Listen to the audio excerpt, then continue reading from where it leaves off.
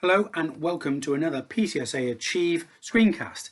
My name is Richard Uffendell. I'm Vice Principal here at Priory Community School with responsibility for curriculum, raising standards and quality assurance.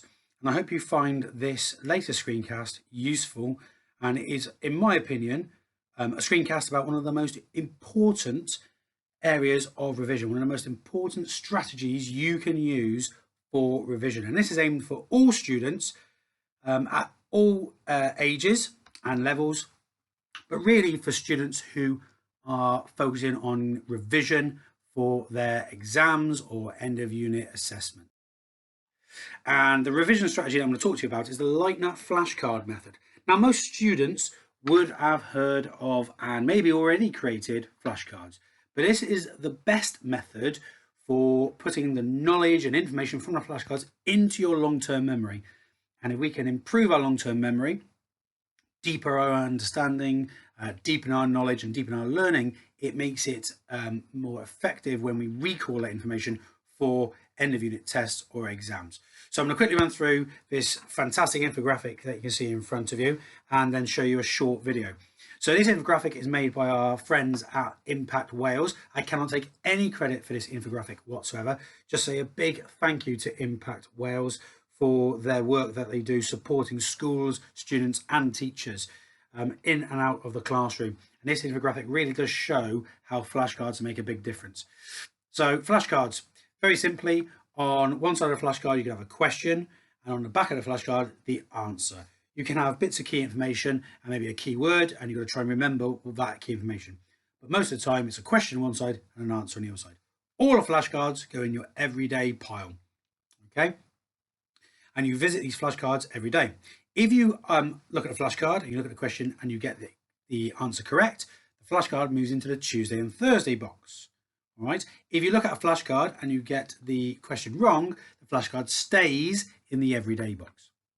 Now, if you then pick up a question on a Tuesday or a Thursday and you get that question incorrect, the flashcard must move back to the everyday box. So these flashcards in this box you are revisiting every single day.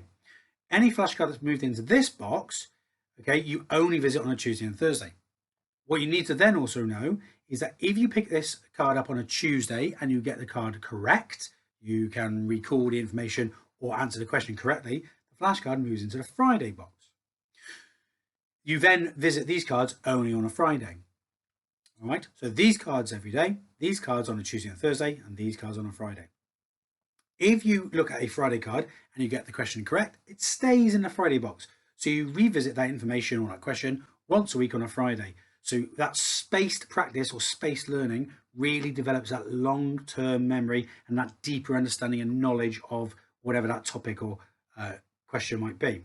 If you get this question incorrect, it goes back to a Tuesday and Thursday box. Okay, so you are revisiting this information regularly and at the certain intervals, and the research, as this information says down here, the research shows that having that spaced learning and practice makes a big difference to students' knowledge and understanding and their ability to retrieve and recall information over a period of time.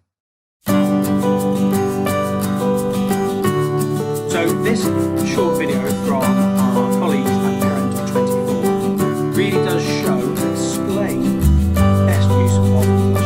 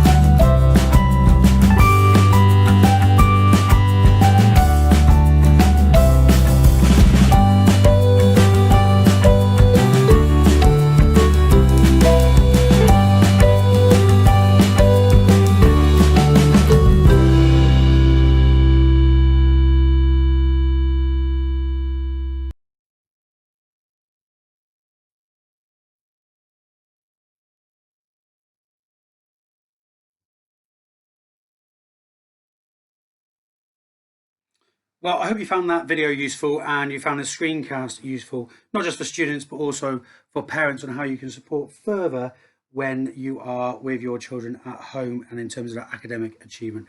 Thank you very much for joining me at this latest PCSAchieve screencast. Please keep an eye out on our YouTube channel and social media for further videos. If you want to contact me, my email is on our website. But just a big thank you for joining me for today's video. Take care, and I hope you join us for a future screencast. Thank you.